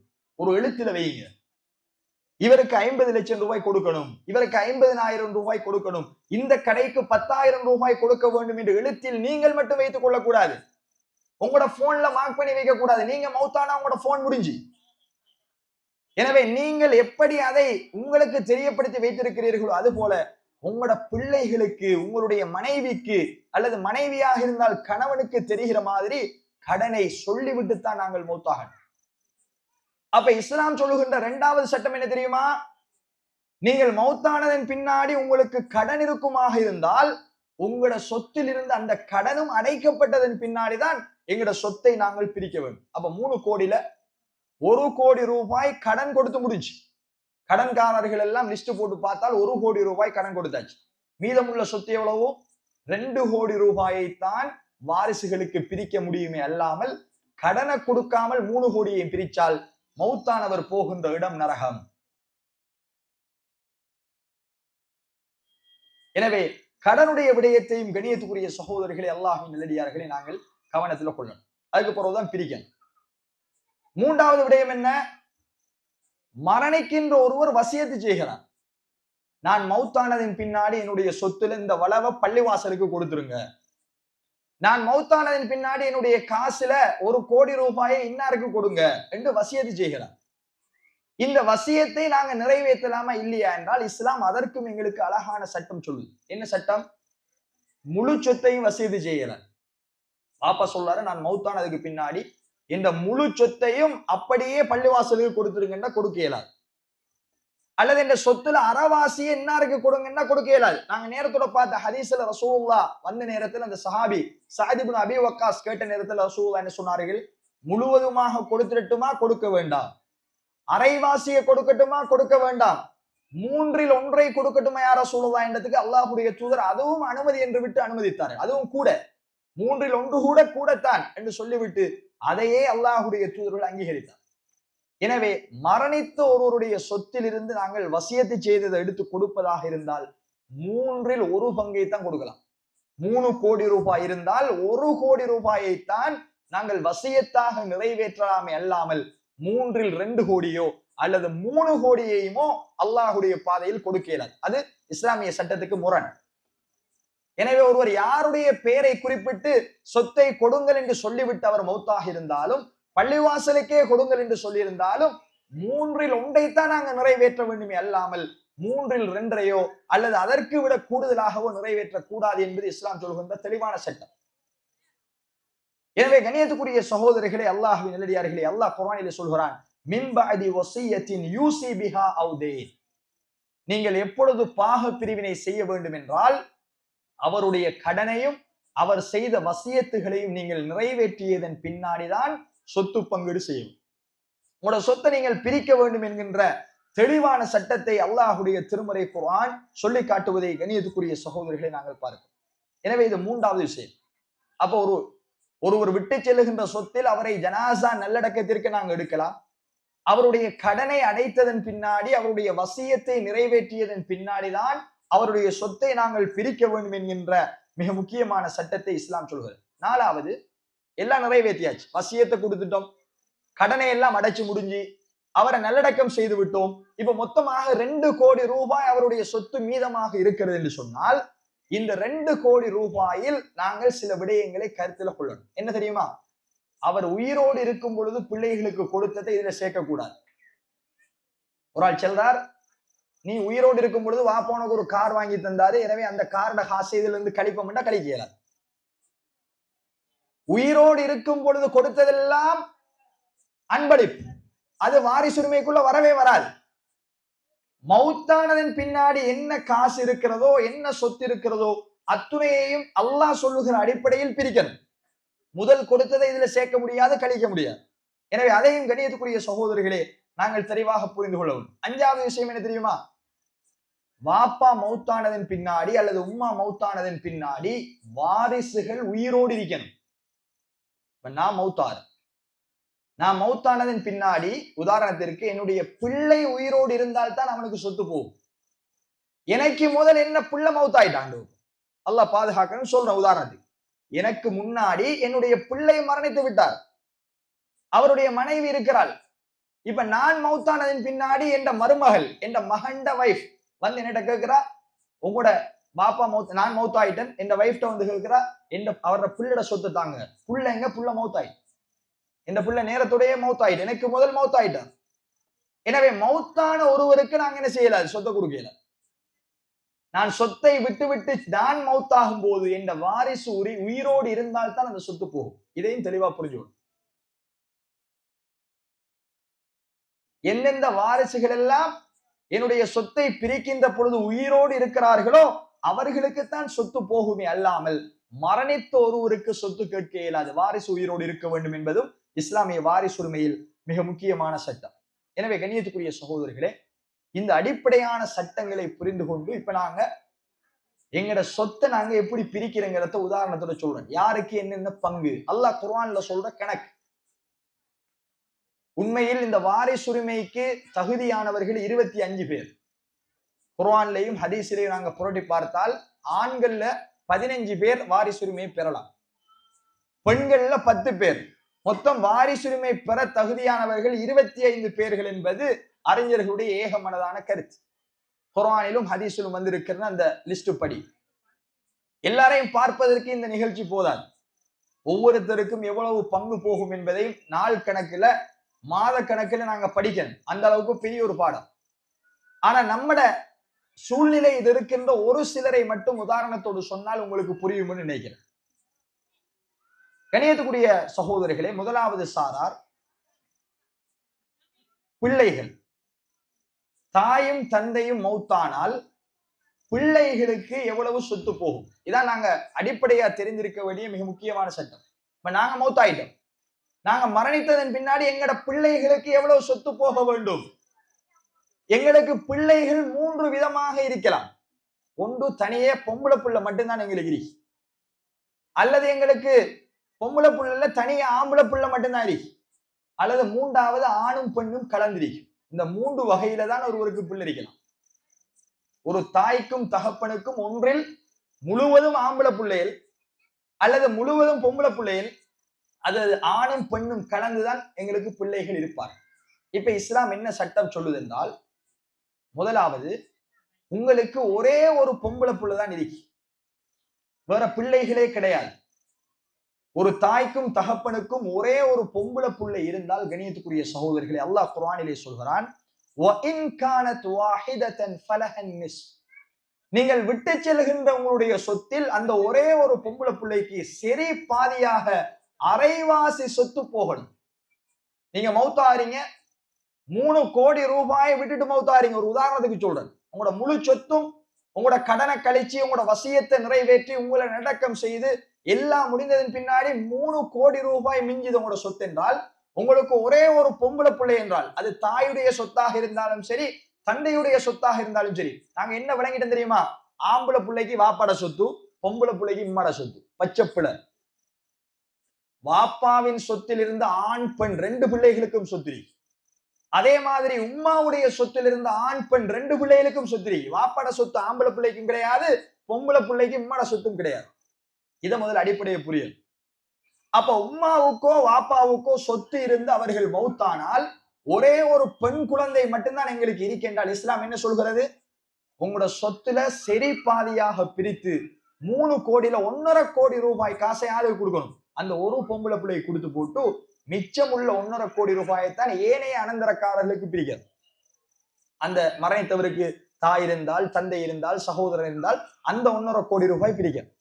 அப்ப ஒரு பொம்பளை பிள்ளையை நாங்க விட்டுட்டு மௌத்தானா ஒரு பொம்பளை பிள்ளைக்கு எத்தனை கொடுக்கணும்? சொத்தில் சரி பாதியை கொடுக்க வேண்டும் என்று அல்லாஹ் குர்ஆனிலே சொல்கிறான். தொடர்ந்து சொல்கிறான், ஃபஇன் குன்ன நிசான் ஃபௌக த்னதைனி ஃபலஹுன்ன ஸுலுஸா மா தரக். உங்களுக்கு 2 பொம்பளை பிள்ளையோ அதற்கு மேல் இருந்தாலும், தனியே பொம்பளை பிள்ளை தான், 2 பொம்பளை பிள்ளைகள் இருக்கிறான், அல்லது 2க்கு மேற்பட்டவர்கள், அது 3 அறிக்கலாம், 10 அறிக்கலாம், 200 பொம்பளை புள்ள உங்களுக்கு இருந்தாலும் ஒரே கணக்கு தான். என்ன? சுலுசா மாத்தரக், 3ல் 2ஐ கொடுக்கட்டும் என்று அல்லாஹ் சொல்றான். 3 கோடியா? 2 பொம்பளை புள்ள இருந்தால் 2 பொம்பளை பிள்ளைக்கு 3ல் 2 எவ்வளவு? 2 கோடி. 3 பொம்பளை புள்ள இருந்தாலும் 3ல் 2 கோடி. 100 பொம்பளை புள்ள இருந்தாலும் 2க்கு மேற்பட்டது எல்லாத்துக்கும் ஒரே கணக்கு தான். 3ல் 2 கொடுங்க. 3 கோடியில 2 கோடியை பொம்பளை பிள்ளைக்கு கொடுக்கணும். 2 பேரோ அல்லது 2க்கு மேற்பட்டவர்களோ அவங்க என்ன செய்யணும் தெரியுமா? தங்களுக்குள் அதை சமமாக பங்கிடுவார்கள். இப்ப 2 பொம்பளை பிள்ளை இருக்குன்னா நாங்க எவ்வளவு கொடுக்கணும்? 3ல் 2 பங்கு கொடுக்கணும். அப்ப நாங்க மௌத்தானதின் பின்னாடி நாங்க விட்டு சென்ற 3 கோடியில 2 பங்கு 2 கோடி. 2 கோடியை 2 பொம்பளை பிள்ளைட கையில கொடுத்தால் அவர்கள் தங்களுக்குள் சமனாக பிரிக்கணும். ஒரு பொம்பளை பிள்ளைக்கு 1 கோடி, இன்னொரு பொம்பளை பிள்ளைக்கு 1 கோடி. 3 பொம்பளை பிள்ளைகள் இருந்தால் 2 கோடியையும் 3ஆ பிரிப்பார்கள் சமனா. 4 பொம்பளை பிள்ளை இருந்தால் ஒரு தாய்க்கும் தகப்பனுக்கும் 2 கோடியையும் 4ஆ பிரிப்பாரு. 5 இருந்தா 5, 100 இருந்தா 100ஆ பிரிக்கணும். இதான் இஸ்லாம் சொல்லுகிற சட்டம். அப்போ ஒரு தாய்க்கும் தகப்பனுக்கும் ஒரு பொம்பளை பிள்ளை இருந்தா சொத்தில் அறவாசி, 2 பெண் குழந்தைகளோ 2க்கு மேற்பட்ட பெண் குழந்தைகளோ இருந்தால் அவர்களுக்கு 3ல் 2 பங்கை கொடுக்குமாறு அல்லாஹ்வுடைய திருமறை குர்ஆன் சொல்லுது. அதே மாதிரி கண்ணியத்துக்குரிய சகோதரர்களே, இது பொம்பளை பிள்ளை இருந்தால் இந்த சட்டம். தனிய ஆண் குழந்தை மட்டும்தான் இருக்கிறது என்று சொன்னால் ஏனைய அனந்தரக்காரர்களுக்கு போகின்ற சொத்தெல்லாம் கொடுத்து முடிஞ்சு மிச்சம் அவ்வளவும் ஆம்பளை பிள்ளைக்கு தான் போகும். சொத்துரிமையில் ஆக கூடுதலான சொத்து யாருக்கு சொல்லப்பட்டிருக்கு? ஒருவருக்கு இருக்கின்ற ஆண் பிள்ளைக்குத்தான் அதிகமான சொத்துரிமை கொடுக்கப்பட்டிருக்கு இஸ்லாத்தில். ஏன், என்ன காரணம்? அல்லாஹு தஆலா பல ஹிக்மத்துகளை அதில் வைத்திருக்கிறார். எங்களுக்கு ஆண் குழந்தை மட்டும்தான் இருக்கு, பொம்பளை பிள்ளைகளே கிடையாது என்றால் நாங்க உம்மாக்கு வாப்பாக்கு சொத்துரிமையில கொடுக்க வேண்டிய அந்த கடமைகளை எல்லாம் நிறைவேற்றிவிட்டு பெரும்பகுதியான மீதமுள்ள அத்துணையும் ஆண் மகனுக்கு கொடுக்கப்பட வேண்டும் என்பதை அல்லாஹ்வுடைய திருமறை குர்ஆன் சொல்லுவதை கண்ணியத்துக்குரிய சகோதரர்களை பார்க்கும். 3வது ஆம்பளை பிள்ளை மிரிக்கி பொம்பளை பிள்ளை மிரிக்கி ரெண்டு மிக்ஸ் ஆகிரி. அல்லாஹ் ஆண் குழந்தைகளையும் எங்களுக்கு தந்திருக்கான், பொம்பளை பிள்ளைகளையும் எங்களுக்கு தந்திருக்கிறான் என்றால் இப்ப எப்படி நாங்க சொத்தை பிரிப்பது? அல்லாஹ் தெளிவாக சூரத்து நிசாவில் சொல்லி காட்டுகிறான், யூசிகுமுல்லாஹு ஃபீ அவுலாதிக்கும் லிர்ரிஜாலி லிஸ்ஸக்கரி மிஸ்லு ஹல்லில் உன்சையைன். ரெண்டு பெண் குழந்தைகளுக்கு கொடுக்கின்ற அளவு ஒரு ஆண் குழந்தைக்கு கொடுக்கப்பட வேண்டும். உங்களுக்கு ஒரு பொம்பளை பிள்ளைக்கு ஒரு ஆம்பளை பிள்ளைக்கு உங்களோட மொத்த சொத்து 3 கோடி ரூபாயை நீங்க விட்டுட்டு போறீங்க. அப்ப அந்த ஆண் குழந்தைக்கு எவ்வளவு போக வேண்டும்? 2 மடங்கு. பொம்பளை பிள்ளையை விட 2 மடங்கு ஆணுக்கு கொடுக்கணும். அப்ப 3 கோடி ரூபாயில உங்களோட ஆண் குழந்தைக்கு 2 கோடி நீங்க கொடுக்கணும், பொம்பளை பிள்ளைக்கு 1 கோடி. 2 ஆண் குழந்தை இருந்தால் கணியத்துக்குரிய சகோதரிகளை 2 ஆண் குழந்தைக்கும் 2 4 மடங்கு கொடுக்க வேண்டும். ஒரு பொம்பளை பிள்ளைக்கு 1 மடங்கு. அப்ப இஸ்லாம் தெளிவாக சொல்கிறது, ஆணும் பெண்ணும் உங்களுக்கு கலந்திருக்குமாக இருந்தால் ஆணுக்கு 2 மடங்கு நீங்கள் கொடுக்க வேண்டும், பெண்ணுக்கு 1 மடங்கு கொடுக்க வேண்டும். இது அல்லாஹுடைய திருமறை குர்ஆனிலே அல்லாஹ் சொல்கின்ற மிக தெளிவான சட்டம் என்பதை கண்ணியத்துக்குரிய சகோதரர்களை நாங்கள் பார்க்கிறோம். அப்ப எங்கட பிள்ளைகளுக்கு இப்படித்தான் சொத்தை பங்கு வைக்க வேண்டும் என்பதை தெளிவாக நாங்கள் புரிந்து கொண்டோம். அடுத்தது, தாய் தந்தைக்கு பிள்ளைகளுடைய சொத்து போகும். எப்ப போகும்? வாப்பாக்கு உம்மாக்கு முதல் பிள்ளைகள் மௌத்தானாத்தான் பிள்ளைட சொத்து போகும். இப்ப வாப்பா உம்மாவும் எங்களுக்கு முதல் மௌத்தானா எங்களுக்கு வரும், பிள்ளைகளுக்கு வாப்பாட அம்மாட சொத்து. ஆனால் பிள்ளைகள் வாப்பாவுக்கும் உம்மாவுக்கும் முதல் மௌத்தானால் தாய்க்கும் தந்தைக்கும் பிள்ளைட சொத்தில் இருந்து வரும். அந்த நேரத்துல நாங்கள் கவனிக்க வேண்டிய ஒரே சட்டம் என்ன தெரியுமா? மௌத்தான எங்கட பிள்ளைக்கு பிள்ளை வைக்காண்டு பார்த்தா சரி, பேரப்பிள்ளை. மௌத்தான எங்களுடைய ஆண் குழந்தையோ பெண் குழந்தையோ அவளுக்கோ அல்லது அவனுக்கோ வாரிசு இருக்கா? வாரிசு இருந்தால் தாய்க்கு எவ்வளவு வரும், வாரிசு இல்லாட்டி தாய்க்கு தந்தைக்கு எவ்வளவு வரும்ங்கிறத பார்த்தால் போதும் என்பதை இஸ்லாம் எங்களுக்கு தெளிவூட்டுகிறது.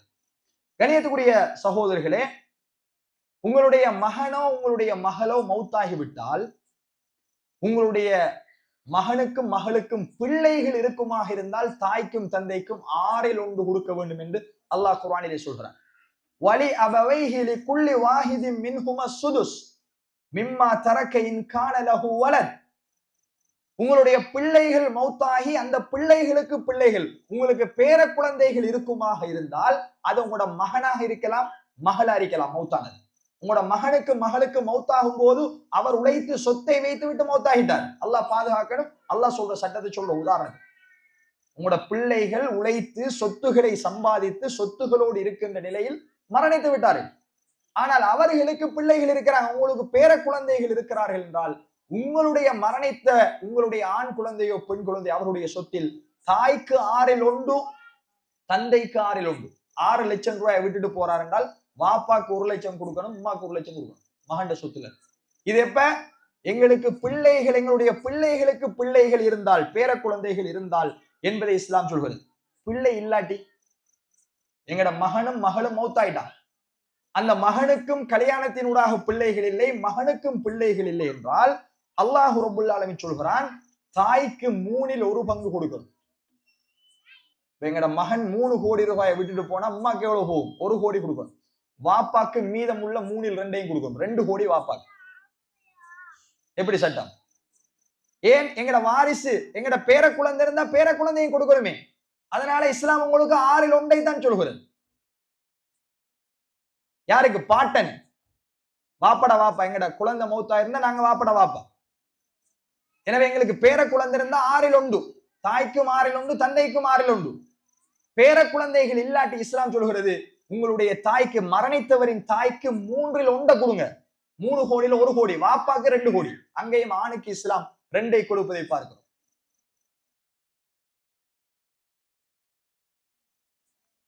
அதே மாதிரி கணியத்துக்குரிய சகோதரர்களே, அல்லாஹ்வின் நல்லடியார்களே, கணவன் மனைவி மிக முக்கியமான ஒரு சட்டம். கணவன் மௌத்தானால் கணவனுடைய சொத்தில் மனைவிக்கு பங்கிரி, மனைவி மரணித்தால் மனைவியினுடைய சொத்தில் கணவனுக்கு பங்கிரி. இது எங்க சமுதாயத்தில் நடைமுறையிலேயே இல்லை. நாங்க பொதுவா வழங்கி வச்சிருக்கிறோம், ஒருவர் சொத்தோடு மரணித்து விட்டால் அவருடைய சொத்து பிள்ளைகளுக்கு மட்டும்தான் போகும், தாய் தந்தைக்கு கொடுப்பதும் இல்லை. கணவனுடைய சொத்தை மனைவிக்கு கொடுப்பதும் இல்லை, மனைவியினுடைய சொத்தை கணவனுக்கு கொடுப்பதும் இல்லை. சில வீடுகளில் உம்மா மௌத்தாகி விட்டால் பாப்பாவை அவர் உம்மாட குடும்பத்துக்கே அனுப்பி விடுவதை பார்க்கிறோம். உங்களுக்கு ஒன்றும் இல்லை, நீங்க வந்த இடத்தையே போங்க, எங்கிருந்து வந்தீங்களோ அங்கேயே போங்க துரத்தி விடுவதை பார்க்கிறோம். ஆனால் இஸ்லாம் சொல்கிறது, கணவன் மரணித்தால் கணவனுடைய சொத்து மனைவிக்கு சொந்தம் எவ்வளவு போகும் என்பதை இஸ்லாம் தெளிவாக சொல்வார். மனைவி மரணித்தால் மனைவியினுடைய சொத்தில் கணவனுக்கு எவ்வளவு சொந்தம் என்பதையும் இஸ்லாம் தெளிவாக சொல்லுவதை கணியத்துக்குரிய சகோதரர்களை நாங்கள் பார்க்கிறோம். முதலாவது, மனைவி மௌத்தாகிவிட்டால் மனைவியினுடைய சொத்தில் கணவனுக்கு எவ்வளவு சொந்தம் என்றால் பார்க்க வேண்டிய ஒரே ஒரு சட்டம், மனைவிக்கு பிள்ளரிக்கா இல்லையாங்கிறத பார்க்கணும். அது எங்களூடாகவும் இருக்கலாம், அல்லது எங்கட மனைவி வேறொரு திருமணம் முடித்து அதுல பிள்ளரிக்கா இல்லையான்னு பார்க்கணும். அவக்கு எந்த திருமணத்திலையும் பிள்ளை இல்லை என்றால், நம்ம திருமணம் முடிச்சும் குழந்தை இல்லை, நமக்கு முதல் இன்னொருவர் திருமணம் முடிச்சும் அவருக்கு குழந்தை இல்லை, ஆனால் நிகழ்நிலையில நம்ம தான் கணவன் ஆகிக்கிறோம், கடைசி கணவன் நம்ம தான். மனைவி மௌத்தாகிட்டா, அந்த மனைவிக்கு எந்த பிள்ளைகளும் இல்லை, எங்களுக்கு மூடாகவும் பிள்ளை இல்லை, வேறு திருமணத்திலையும் பிள்ளை இல்லை என்றால் சொத்துல அறவாசி கணவனுக்கு. சுப்ஹானல்லாஹ், எப்படி சட்டம் அல்லாஹ்வுடைய.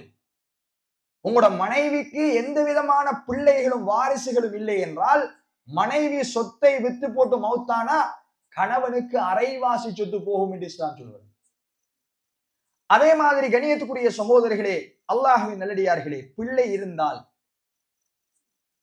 நீங்க திருமணம் முடிச்சு உங்களூடாக ஒரு பிள்ளை உங்களோட மனைவிக்கு இருக்கு, அல்லது உங்களூடாக பிள்ளை இல்லைன்னு வைப்போம், வேறு திருமணத்தில் ஒரு பிள்ளை இருக்கு, உங்களுக்கு முதல்ல ஒரு கல்யாணம் முடிச்சு கணவன் மௌத்தாக இருந்தாலோ அல்லது டிவோர்ஸ் ஆகி இருந்தாலோ அதுல ஒரு குழந்தை அந்த பெண்ணுக்கு இருக்குமாக இருந்தால் இஸ்லாம் சொல்கிறது, கணவனுக்கு கால்வாசி. 1,00,000 ரூபாயை மனைவி விட்டு விட்டு போனா எவ்வளவு நமக்கு சொந்தம்? 25,000 ரூபாய், 4 1. பிள்ளை இல்லாட்டி அறவாசி சொத்து மனைவி. மனைவிக்கு பிள்ளை இருக்குமாக இருந்தால் உங்களுக்கு கால்வாசி. 1 கோடி ரூபாய் 25 லட்சம், 4 1 கணவன் அனுபவிக்கலாம் என்று இஸ்லாம் தெளிவாக சொல்கிறது. அல்லாஹ் சொல்கிறான், வலக்கும் நிஸ்ஃபு மா தரக அஸ்வாஜுக்கும் இல்லம் யகுன் லஹுன்ன வலத். உங்களோட மனைவிக்கு பிள்ளை இல்லை என்றால் உங்களுக்கு அரைவாசி. சுப்ஹானல்லாஹ், அல்லாஹ்வுடைய சட்டம். ஃபஇன் கான லஹுன்ன வலதுன் ஃபலகுமுர் ருபு. உங்களோட மனைவிக்கு பிள்ளை இருக்குமாக இருந்தால் உங்களுக்கு 4 1 மிம்மா தரக்ன, அவர்கள் விட்டு சென்ற சொத்தில் என்பதை அல்லாஹ்வுடைய திருமறை குர்ஆன் சொல்கிறது. அதே மாதிரி கணவன் மௌத்தான மனைவிக்கு எவ்வளவு இஸ்லாம் சொல்கிறது, அதிலும் பிள்ளையைத்தான் பார்க்கணும். எந்த பிள்ளையை பார்க்கணும்? மனைவிக்கு இருக்கிற பிள்ளையை பார்க்க கூடாது, கணவனுடைய பிள்ளையை பார்க்கணும். ஏன்? கணவன் ஊடாக இந்த மனைவிக்கும் பிள்ளை வந்திருக்கலாம், அல்லது அவன் இன்னும் ஒரு 3 திருமணம் 4 திருமணம் முடிக்கிறான் இல்லையா, இன்னொரு 3 திருமணம் வேற இடத்துல முடிச்சு வேற இடத்துல பிள்ளை இருக்கின்றால் கண்ணியத்துக்குரிய சகோதரர்களே, அதை வைத்து சட்டம் சொல்லணும். கணவனுக்கு பிள்ளையே இல்லை, இந்த திருமணத்திலையும் நாங்க அவர் மௌத்தாகும் போது நம்ம தான் மனைவியா இருக்க, அல்லது ஒரு 4 மனைவி மாதிரி ஏக காலத்தில் இருக்காங்கன்னு வைப்போம். உயிரோட 4 மனைவியும் இருக்காங்க, கணவன் மௌத்தாயிட்ட, 4 மனைவிக்கும் கணவன் ஊடாக பிள்ளையே இல்லை, கணவனுக்கு எந்த பிள்ளையும் இல்லை. 4 மனைவிக்கும் கணவன் ஊடாக பிள்ளை பிறக்கல, வேறு கணவன் ஊடாக பிள்ளை பிறந்திருக்கலாம், அதை கணக்கில் எடுக்கலாம், அது மனைவிட பிள்ளை. மௌத்தாகின்றவர் தானே கதாநாயகன், அவரை சொத்தை தானே பிரிக்க போறோம். எனவே மரணிக்கின்றவருக்கு பிள்ளை இருக்கா இல்லையான்னு தான் பார்க்கணும். அவருக்கு 4 திருமணத்தின் ஊடாகவும் பிள்ளையே இல்லை, அல்லது டிவோர்ஸ் பண்ணி ஒரு 10 திருமணம் முடிச்சுக்காரன்னு வைப்போம். ஒன்றை டிவோர்ஸ் பண்ணார், அடுத்த திருமணம், அது டிவோர்ஸ் ஆகிட்டு இன்னொரு திருமணம், உதாரணத்துக்கு சொல்றேன், அது டிவோர்ஸ் ஆகி இன்னொரு திருமணம், ஒரு திருமணத்திலும் இந்த உலகத்தில் அவருக்கு வாரிசே இல்லை. அப்படி என்றிருந்தால் மனைவிக்கு எவ்வளவு போகும் என்பதை அல்லாஹ்வுடைய திருமறை குர்ஆன் தெளிவாக சொல்வது. 4 1 மனைவிக்கு கணவனுக்கு பிள்ளை இல்லாவிட்டால் எவ்வளவு போகும்? 4 1. 4 கோடி அவர் விட்டுட்டு போனா 4 1 எவ்வளவு? 1 கோடி ரூபாய் மனைவிக்கு கொடுக்கணும். கணவனுக்கு பிள்ளை இல்லாவிட்டால் இந்த சட்டம். கணவனுக்கு பிள்ளை இருந்தால், நம்மளூடாக கணவனுக்கு பிள்ளை இருக்கு, ஒரு 2 பிள்ளை இருக்குன்னு வைப்போம், அல்லது ஏனைய திருமணங்கள்லையும் கணவனுக்கு பிள்ளை இருக்கு என்று வைப்போம், அல்லது எங்களுக்கு திருமணத்தினூடாக பிள்ளை இல்ல, வேறு மனைவியில பிள்ளை இருக்கின்றா, கணவனுடைய பிள்ளையை தான் பார்க்கணும். கணவனுக்கு வேற கல்யாணத்துல திருமணத்துல பிள்ளை இருந்தால் 8 1 மனைவிக்கு போகும், கணவன் மௌத்தானா. மொத்த சொத்தையும் 8ஆ பிரிச்சு 8 கோடியா நாங்க 8 கோடி ரூபாயை விட்டுட்டு போறார் என்றால் 8 கோடி ரூபாயில 1 கோடி ரூபாய் மனைவிக்கு போகும். அப்ப கணவன் மனைவியினுடைய விடயத்துல நாங்க பார்க்கணும், கணவன் மௌத்தானால் மௌத்தான கணவனுக்கு பிள்ளை இருந்தால் எவ்வளவு போகும்? மனைவி எவ்வளவு போகும்? 8 1 போகும். பிள்ளை இல்லை என்றால் நாளில் ஒன்று போகும் என்பதை இஸ்லாம் சொல்கிறது. எனவே கண்ணியத்துக்குரிய சகோதரர்களே, அல்லாஹ்வின் நல்லடியார்களே, இது அல்லாஹ் குர்ஆன்ல சொல்லுகிற கணக்கு, நம்ம கண்டுபிடிக்கிற கணக்கும் அல்ல, நாங்க கூட்டி குறைச்சு கொடுப்பதும் இல்லை. அல்லாஹ் சொல்கிறான், ஃபலஹுன்ன ருபஉ மிம்மா தரக்தும் இல்லம் யகுன் லகும் வலதுன். உங்களுக்கு பிள்ளைகள் இல்லை என்றால் உங்களுடைய மனைவிமாருக்கு நாளில் ஒன்று போகும். ஃபஇன் கான லகும் வலதுன் ஃபலஹுன்ன ஸுமுன். உங்களுக்கு பிள்ளைகள் இருந்தால் உங்களோட மனைவிமாருக்கு 8ல் ஒன்று போகும். என்ன காரணம்? பிள்ளைகளையும் கொடுக்கணுமே, சொத்து பாப்பட சொத்துல இருந்து பிள்ளைகளையும் கொடுக்கணும். அதனால மனைவிக்கு 8ல் ஒன்று, பிள்ளை இல்லாட்டி 4ல் ஒன்று. இப்படி இஸ்லாம் மிக தெளிவான சட்டத்தை கண்ணியத்துக்குரிய சகோதரர்களே, அல்லாஹ்வின் நல்லடியார்களே சொல்லியிருப்பதை நாங்கள் பார்க்கிறோம். இது இவ்வளவும் எங்கள சமுதாயத்துல நாங்க தெரிஞ்சிருக்க வேண்டிய கணக்கு. இது இல்லாம சகோதரன் இருந்தால், சகோதரன் இல்லாட்டி பாட்டன் இருந்தால் பாட்டனுக்கு எவ்வளவு போகும், பேர குழந்தை இருந்தால் பேர குழந்தைக்கு எவ்வளவு போகும் என்றெல்லாம் பெரிய லிஸ்டே இருக்கிறது. அதற்கு நேரம் போதாது. எனவே கண்ணியத்துக்குரிய சகோதரர்களே, அல்லாஹ்வின் நல்லடியார்களே, இந்த பாக பிரிவினை, இந்த சொத்து பங்கீடு என்கின்ற சட்டத்தை அல்லாஹ் ரப்பல் ஆலமீன் கடமையாக்கி அனுப்பியிருப்பதே, குர்ஆனில் எங்களுக்கு கற்றுத் தந்திருப்பதே, அல்லாஹுக்காக நாம் அனைவரும் சூரத்து நிசாவுடைய 7வது வசனத்திலிருந்து 14வது வசனம் வரைக்கும் வீட்டுக்கு போய் படிச்சு பாருங்க. நான் சொன்ன அத்துணை கணக்கையும் அல்லாஹ் சொல்லியிருக்கேன். தர்ஜுமத்து குர்ஆன் எடுத்து படிச்சு பாருங்க. 4வது அத்தியாயம் சூரத்து நிசா 7வது வசனத்திலிருந்து 14வது வசனம் வரை. அதே மாதிரி சூரத்து நிசாவுடைய 176வது வசனம் மீதம் உள்ள சட்டத்தை சொல்லுது. சகோதரர்களுக்கு எவ்வளவு போகும் அதை புரட்டி பாருங்க கண்ணியத்துக்குரிய சகோதரர். அவ்வளவு தெளிவான சட்டத்தை அல்லாஹ்வுடைய திருமறை குர்ஆன் மிக துல்லியமாக சொல்லியிருக்கிறது. ஆனால் இது நடைமுறையில் இருக்கிறதா? இப்படித்தான் எங்களுடைய சொத்துகள் ஒருவர் மௌத்தானதன் பின்னாடி தாய்க்கு, தந்தைக்கு, கணவனுக்கு, மனைவிக்கு, ஆண் பிள்ளைக்கு, பெண் பிள்ளைக்கு என்று பங்கு வைக்கப்படுகிறதா என்றால் நிச்சயமாக இல்லை. எப்படி நாங்கள் சுவர்க்கம் போவது? அல்லாஹ் சொல்கிறான், இது அல்லாஹ்வுடைய கட்டளை, அல்லாஹ்வுடைய வரம்பு. அல்லாஹ்வுடைய வரம்பை யார் மீறுகிறாரோ யுதுகில்ஹு நாரன் ஹாலிதன் ஃபீஹா, அவரை அல்லாஹ் நிரந்தரமாக நரகில் நுழைவிப்பான். நஊது பில்லாஹி. எனவே நாங்கள் இதை படிப்போம், எங்கட குழந்தைகளுக்கு வசியத்து செய்வோம், எங்கட மனைவிமாருக்கு வசியத்து செய்வோம். என்னுடைய சொத்து இவ்வளவுதான் இருக்கிறது, நான் மௌத்தாகும் போது என் ஆம்பளை பிள்ளைக்கு இவ்வளவு போக வேண்டும், என்னுடைய பொம்பளை பிள்ளைக்கு இவ்வளவு போக வேண்டும், என்னுடைய தாய்க்கு இவ்வளவு போக வேண்டும், என்னுடைய தந்தைக்கு இவ்வளவு போக வேண்டும், மனைவியாகிய உனக்கு இவ்வளவு வர வேண்டும், நீ எனக்கு முன்னர் மௌத்தானால் உன்னுடைய சொத்தில் எனக்கு இவ்வளவு வர வேண்டும் என்று இவைகளை கணக்கு வைத்து எழுதிவிட்டு மௌத்தாகின்ற பெற்றோர்களாக ஆண்களாக பெண்களாக இல்லாவிட்டால் நாங்கள் மறுமையில போய் தப்ப முடியாது. உலகத்தில எல்லா சொத்தையும் கொடுத்து விட்டு போக முடியாது. உலகத்தில எல்லாத்தையும் அன்பளிப்பா கொடுக்கவும் முடியாது. அல்லாஹ்வுடைய தூதரிடத்துல நுஅமான் இப்னு பஷீர் ரலியல்லாஹு அன்ஹுவுடைய கேஸ் வந்தது. என்ன? நுஅமான் இப்னு பஷீர் ரலியல்லாஹு அன்ஹு அவர்கள் தன்னுடைய குழந்தைக்கு தன்னுடைய சொத்தை கொடுப்பதற்கு விரும்புகிறார். மனைவி சொன்னால், நீங்க பிள்ளைக்கு சொத்தை கொடுப்பதாக இருந்தால் ரசூலுல்லாஹ்வை சாட்சியா வச்சு கொடுத்தா தான் நான் விடுவேன். ரசூலுல்லாஹ்வை சாட்சியாக வைத்து நீங்கள் கொடுக்காவிட்டால் நான் ஒத்துக்க மாட்டேன் என்று மனைவி மறுத்துட்டார். உடனே தன்னுடைய குலாம், தன்னுடைய குழந்தையை கூட்டிக்கிட்டு அல்லாஹ்வுடைய தூதரிடத்துல நுஅமான் இப்னு பஷீர் ரலியல்லாஹு அன்ஹு அவர்கள் வந்தார். வந்து சொன்னார்கள், யா ரசூலல்லாஹ், இந்த சொத்தை நான் உயிரோடு இருக்கும் பொழுது என்னுடைய இந்த குழந்தைக்கு கொடுக்க விரும்புகிறேன். ஆனால் மனைவி சொல்கிறாள், நீங்கள் சாட்சி பகர்ந்தால் தான் இந்த சொத்தை கொடுக்க வேண்டும் என்று, நீங்கள் சாட்சியாக இருங்கள் யா ரசூலல்லாஹ் என்று சொன்னார். அல்லாஹ்வுடைய தூதர் என்ன கேட்டார்கள் தெரியுமா? யா பஷீர் அலக வலதுன் சிவா ஹாதா, உனக்கு இதை போன்று இன்னும் வேறு குழந்தைகள் இருக்கிறார்களா என்று கேட்டாங்க ரசூல்.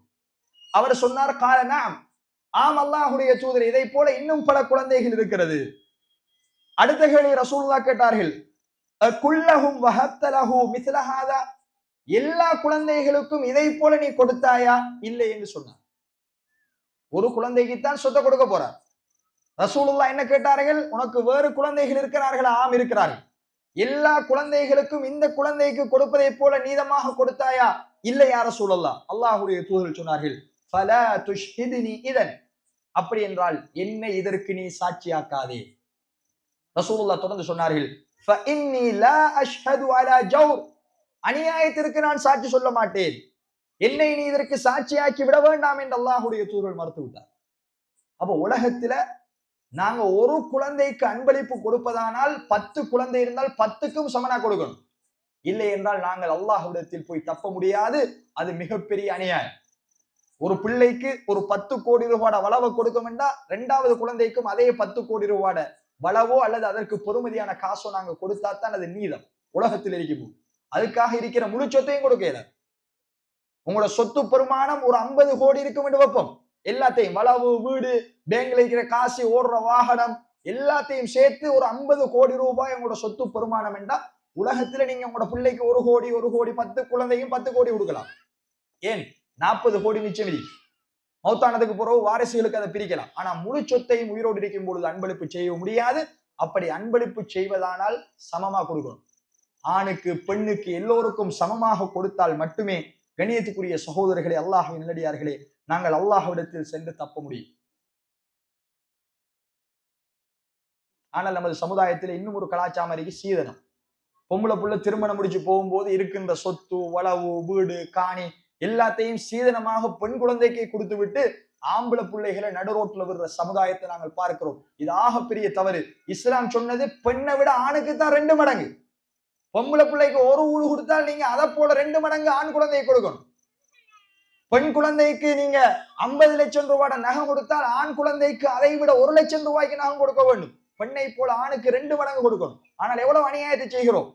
ஆணை விட்டு விட்டு முழு சொத்தையும் பெண்ணுக்கு மட்டுமே வீடு கட்டி கொடுக்கிறோம், வளவாக கொடுக்கிறோம், காணியை கொடுக்கிறோம், எல்லா சொத்தையும் பொம்பளை பிள்ளை கொடுக்கிறோம். இது வரதட்சணையாக சீதனமாக நமது சமுதாயத்தில் வந்ததனால் இந்த சொத்துரிமையே பேசப்படாமல் அப்படியே மழுங்கி மங்கி போய்விட்டதை பார்க்கிறோம். என்ன காரணம்? உலமாக்கள் இதை பேசாததற்கு என்ன காரணம்? பெரும்பான்மையான உலமாக்கள் கூட அல்லாஹ் பாதுகாத்தவர்களை தவிர அவர்களும் இந்த வலையில் மாட்டிக்கொண்டார். அவர்களும் கண்ணியத்துக்குரிய சகோதரர்களை பேச முடியாத நிலைக்கு தள்ளப்பட்டிருப்பதை பார்க்க.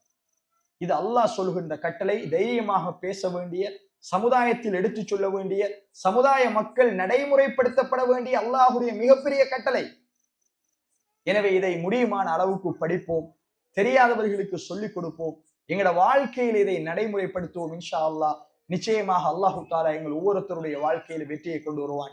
எனவே இஸ்லாம் நாங்கள் மரணித்ததன் பின்னாடியும் எங்களோட சொத்துகள் தெளிவாக கையாளப்பட வேண்டும், அந்த சொத்துகள் அநீதம் இல்லாமல் நீதமாக பங்கு வைக்கப்பட வேண்டும் என்கின்ற தெளிவான சட்டத்தை எங்களுக்கு சொல்லி தந்திருக்கிறது. எனவே அவைகளை படித்து விளங்கி எங்களோட வாழ்க்கையில் நடைமுறைப்படுத்துவதற்கு எல்லாம் வல்ல அல்லாஹ் ரப்பல் ஆலமீன் எனக்கும் உங்களுக்கும் துணை புரிவானாக. வ ஆகிரு தஅவானா அல்ஹம்துலில்லாஹி ரப்பில் ஆலமீன்.